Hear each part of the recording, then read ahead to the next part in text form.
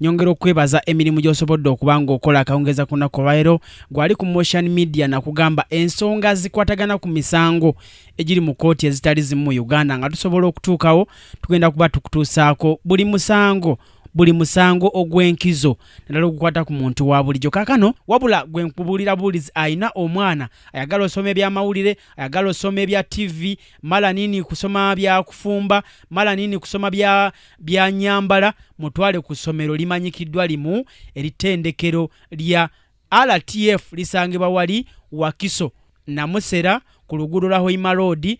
Obanga oyina omwana mutwaleyo butwazi wamagwe ensonga zijja kutambula bulungi. Nambo zirabaawo nga bwe zitambula, genda bugenzi otwala omwana. Ate mwana tu bagaba ne zibasale kugwe omwana atesobola bulungi, ebisulo byawe birungi nnyo nnyini ddala, so bukubiriza nti ogende ku RTF osome amawulire ebukugu obutali bumu obufune mwana tu oleme okwejusa. RTF bagamba nti we create the future. They are just small cartons, few cartons. Cartons were left. Gwentuse nago gwe musango guli gwe nabagasuubizo batuusaako ogw'omusuubuzi mu kibuga Kampala, ssentebe w'ekibiina ekigatta abasuubuzi aba New Generation ng'oyo si mulala ye John Kabanda atunkana Omugagga Nabukeera nannyini bizimbe okuli Nana Center. Nana Center eno omwaka gwa 2020 twali twakava mu galu gwa COVID-19. Omugagga Nabukeera nakkakkana ku dduuka ly'omusuubuzi Kabanda John n'ajjamu ebintu bye omwali ensimbi enkalu, engatto n'ebintu ebirala ebitundibwa mu dduuka. Kakati omusuubuzi ono n'addukira mu kkooti n'awaabira Omugagga Nabukeera. Bingi nnyo ebyaliwo wabula oluvanyuma n'akwatibwa. Kati olwaleero ensonga endeese kwe kuba nti Omugagga ono Nabukeera azze asika ebisubi bwe tuyinza okiyita azze asaba kooti eno ekole ebintu ebitali bimu oba okumuyamba mu bintu ebitali bimu. Ekisooka yagamba nti alina musango era yetabbanga ku bintu bya musuubuzi Kabanda era tabitwalangako. Obujulizi ne bujja mu kooti, abajulizi abawerako ddala baaleetebwa okwali abasirikale abakola statement ezitali zimu era Nabukeera n'alagibwa okwewozaako mu kooti eno maaso g'omulamuzi Sanura nambozo mu kooti ya Buganda Road wano mu kibuga Kampala. Olwaleero Nabukeera omusango guno lwasemba okutuula mu kooti eno eya Sanura nambozo ku Buganda Road mu kibuga Kampala.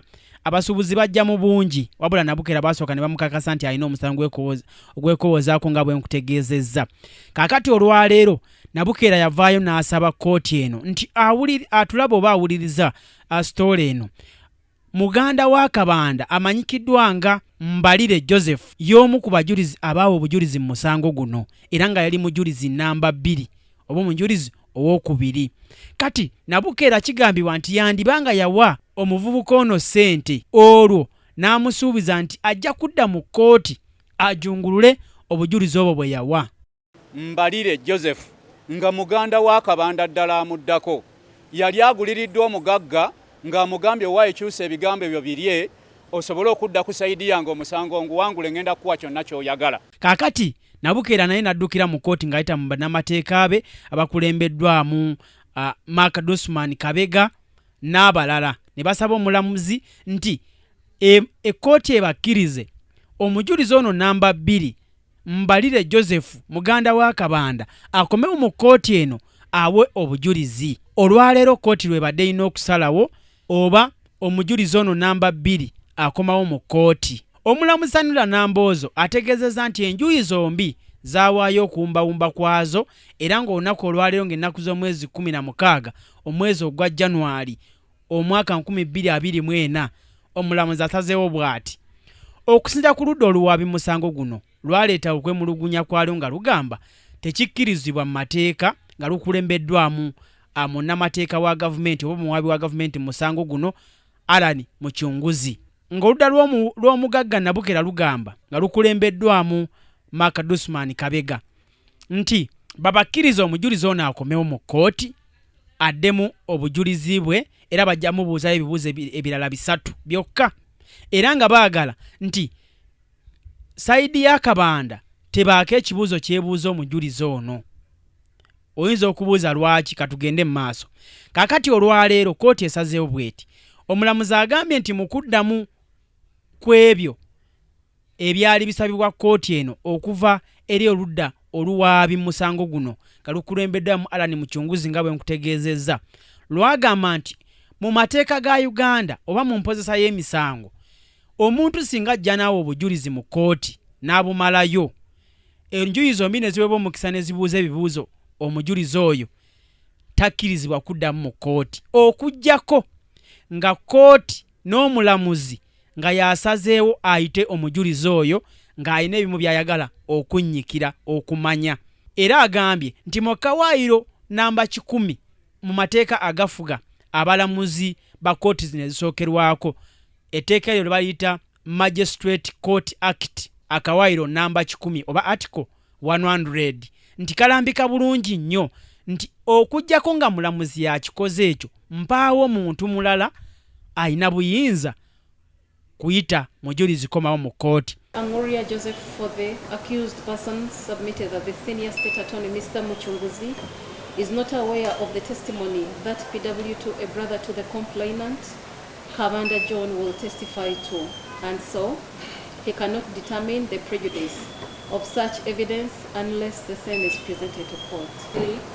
Submitting that a similar scenario played out and the accused person prayed for recall of PW3 in that case after close of the prosecution case, and the application was granted by the trial magistrate, wherefrom an application for revision was made by the prosecution, and that the High Court, in allowing and quashing the magistrate's orders, ruled and held that open brackets, open quotes, power to recall witnesses is vested with court alone, and that it is not provided that court shall be moved by the parties. Najjayo emisango egitali gimu egisaliddwa abalamuzi abatali bamu mu misango egyekuusa ku gwa Kabanda n'Omugagga Nabukeera. Kaakati omulamuzi naye mu nsalawo ye n'agamba nti ekyokuba nti akawaayiro ako kalambika bwe katyo n'olwekyo naye talina buyinza kuyisa ate kiragiro kuwa bali mukisa oba okuddamu okusaba kwabwe nti baleete omujulizi namba 2 akomewo obujulizi mu musango guno. Or the advocate for the prosecution or the defendant or his or her advocate shall have the right to cross-examine any such person, and the court shall adjourn the case for such time, if any, as it thinks necessary to enable that cross-examination to be adequately prepared. If, in its opinion, either party may be prejudiced by the calling of any such person as a witness. In the case of Uganda versus Mohammed Alibai, Supra, cited by the prosecution, cited by Mr. Mucunguzi for the prosecution, the facts of that case briefly are that open courts. Naye n'akinyikiza n'agamba nti akawaayiro namba 10 kamukugira okukola ekyo kubanga kalambika bulungi nnyo nti okujjako nga mulamuzi ayagadde omujulizi akomewo mu musango awo obujulizi mpaawo mulala asobola kuyita mujulizi kudda mu kkooti. N'agamba nti ate n'ekyokuba nti oludda oluwaabi luno oba oludda oluwawaabirwa nti n'ekyokuba nti oludda oluwawaabirwa luno lwaweebwa omukisa ne lubuuza omujulizi ono ng'akyali mu kkooti ebibuuzo bye bwali biyina, n'olwekyo kimalayo bumazi nti baafuna obudde obumala wamma ggwe okubuuza omujulizi oyo ebibuuzo, era bw'aba yabiddamu ate kaakati bamwagaza ki. Nekirala n'agamba nti ekyokuba nti babadde baagala omujulizi ono akomewo mu kkooti ate nga tebaagala oludda oluwaabi musango guno lubeeko ebibuuzo bye bibuuza omujulizi ono, nakyo ekyo kireetawo obutali bwenkanya mu kuwulira omusango guno. N'olwekyo n'asalawo nti omusango guno guddemu guwulirwe ng'ennaku z'omwezi 8 omwezi ogwokubiri omwaka 2024 ng'omujulizi Joseph Mbalira muganda wa John Kabanda nga bazaalibwa taata waabwe y'omu talabikako mu kkooti eno okuddamu okuwa obujulizi. As it thinks necessary to enable that cross-examination to be adequately prepared. If, in its opinion, either party may be prejudiced by the calling of any such person as a witness. The emphasis, in open brackets, emphasis is ours. And the emphasis was, or recall and re-examine any court finds that the evidence of PW2 on the record is essential and sufficient to enable court to reach a just decision of this case. As such, this court finds no need to move on its own motion to recall PW2 Mbalira Joseph as provided under section 100 of the Magistrates Court Act, Cap 16. In the result of the above evaluation done on the evidence before court, the submissions of both parties, the case law and enacted law cited in support of this application, I find no merit in the application of the Defense Counsel to recall PW2 Mbalira Joseph for further cross-examination and accordingly dismiss the same.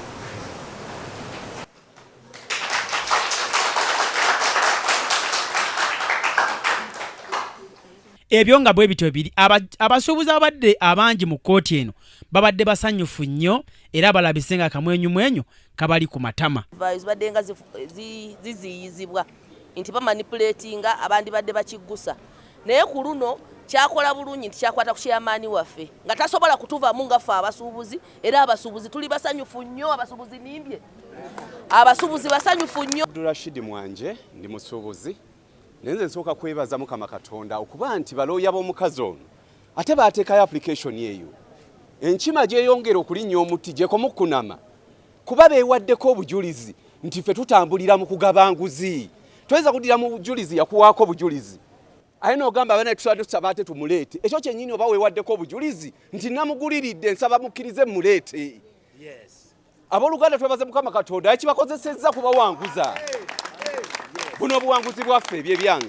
Okufuluma kkooti era embeera ebadde ya ssanyu jereere wabweru wa kkooti eno ng'abantu abasuubuzi bakuŋŋaanye okujaganya n'okulaba nga bagenda mu maaso n'okulira omusango guno. Be bayita omuntu oyo okujja abaweera obujulizi okujjako ekkooti yokka yebadde erina obusobozi okubanga bwebanga tetegedde bulungi byayogerwa nga yesobola okuyita omujulizi oyo namba 2 okudda mu kkooti okwongera okuwa obujulizi. Twebaza Katonda era nga tweyongera okunywera ku kigambo kyaffe n'okutegeeza kkooti y'eggwanga Uganda nti guno omusango si gwa mwami Kabanda nga Kabanda yekka, guno omusango gwa bannayuganda bonna abanyigirizibwa mu mbeera y'okupangisa ebizimbe ne gye basula mu mayumba gye basula. So kibeere kyakulabirako era tusaba abalamuzi mulina baganda bammwe, tulina basisita bammwe gye tukola, tulina baganda mu mbeera yonna tuyimirirewo tukwate etteeka lino era tukakasa nti nammwe bannamateeka b'oludda lwe lwawawaabirwa temukola lukujjukujju lwonna kulaba nga mutema empendo okulaba nga mututaagula mukkirizisa omulamuzi ayite omuntu oyo. Tulaba era tugamba nti tekijja kusoboka era kkooti tusaba etubeera emabega omusango guno obuwanguzi buli mu ffe Kabanda team. John Kabanda agambye nti okulwana okukuuka ejjembe tagenda kuba ng'apowa okuvunana Omugagga Nabukeera. John Kabanda ndi president w'abasuubuzi okwetooloola eggwanga lyonna era banange tusooke tuyogeeyoge federation yannonze okubeera president w'abasuubuzi mu ggwanga era tugenda bayita tulye ekimere essaawa yonna nga tulayira. Kaakati mbakakasa ekisooka kya byonna twebaza ekitongole ekiramuzi sofa kye twakalabako kiraga bulazi nti obuwanguzi buli mu ngalo zaffe. Kati mukyala Nabukeera byabadde agenda abungeesa mbu agenda gaba miliyoni 5 afune obuwanguzi obw'obulimba obwo tebuliiyo. Naye bannange kyannaku nnyo sitaani talokoka. Omukazi tumusinze mu buli ango tumuwangula naye alinga atalaba. Ife baloya tetubayinaako obuzibu abamuwolereza kubanga twetaaga era sente y'ekibi balyandye ku bwereere nga boolaba bwe bali mu kulyeza mukyala Nabukeera. So twebaza kkooti olw'okuba eri ku mazima sofa. Twebaza omulambuzi Nambozo Sanura nti alaze nti ddala Munnayuganda alaze nti alumirirwa omuntu wa bulijjo. Eno keesi si yange nga Kabanda nzekka. Eno keesi y'Abannayuganda bonna banyigirizibwa.